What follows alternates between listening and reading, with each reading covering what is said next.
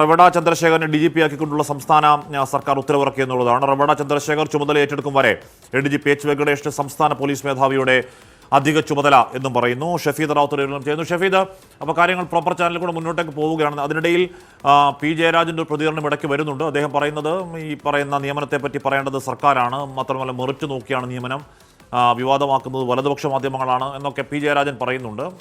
ആ വിവാദം അത് വിവാദമായി ഡെവലപ്പ് ചെയ്തിട്ടുണ്ടോ അതോ ജയരാജൻ പറയുന്നത് പോലെ ഉണ്ടോ എന്ന് എനിക്കറിയില്ല. പക്ഷേ ആ പ്രശ്നം അവിടെ കിടക്കുമ്പോഴും സർക്കാർ അതിൻ്റെ പ്രൊസീജിയറിൽ മുന്നോട്ടേക്ക് പോകുന്നു അല്ലേ?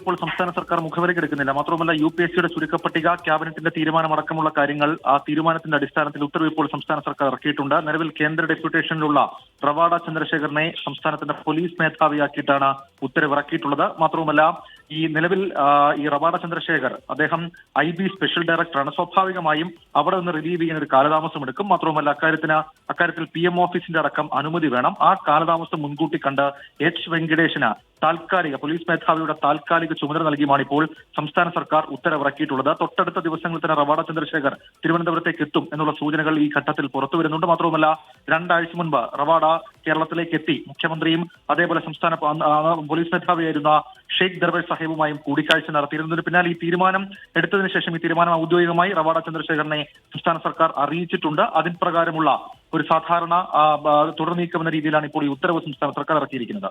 കശ്മീർ